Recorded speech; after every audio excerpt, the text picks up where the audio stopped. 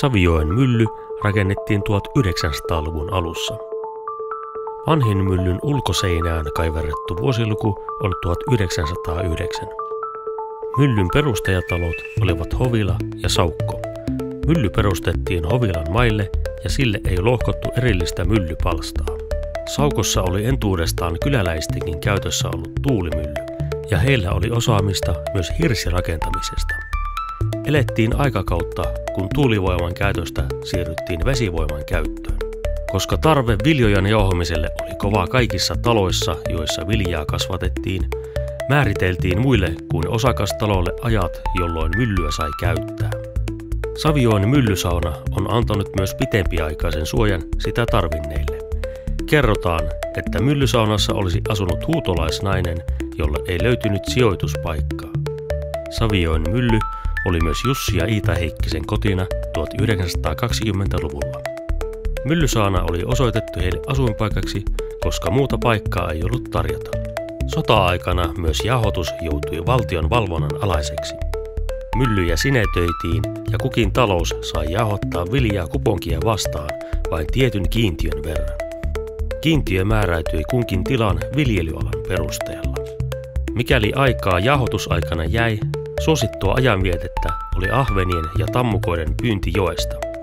Pääasiallisesti aika meni kuitenkin myllyn huoltotöihin ja halkojen tekoon myllysaunalle.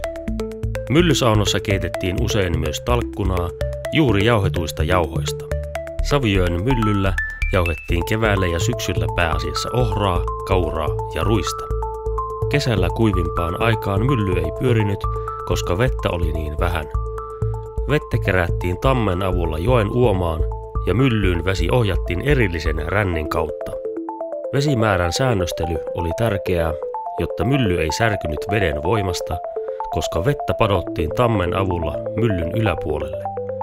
Koska myllyn tuutti oli korkealla, jyviä siirrettiin usein vähemmäksi toiseen säkkiin nostamisen helpottamiseksi. Jauhaminen oli hidasta ja myllysaunaan asti saattoi kuulla, kuinka jyvä kerrallaan tippui kivien jauhettavaksi. 5 jyväsäkin jauhamiseen kului aikaa noin 1,5 vuorokautta. Savijoen mylly oli satunnaisessa käytössä vielä 1990-luvun alussa. Myllyn kunto oli kuitenkin jo pahana rapistunut ja myllyn kivien pyöreessä näytti siltä, kuin koko mylly olisi liikkunut myllynkivien tahtiin.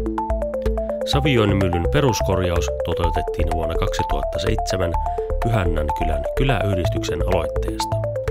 Myllymiljöön kunnostamisella ja ylläpidolla on ollut myös kyläläisiä yhdistävä merkitys. Savijoen myllytapahtuma on koonnut useina vuosina kyläläisiä ja kesäasukkaita yhteen viettämään aikaa muistojen, laulujen ja nokipannukahvien äärellä.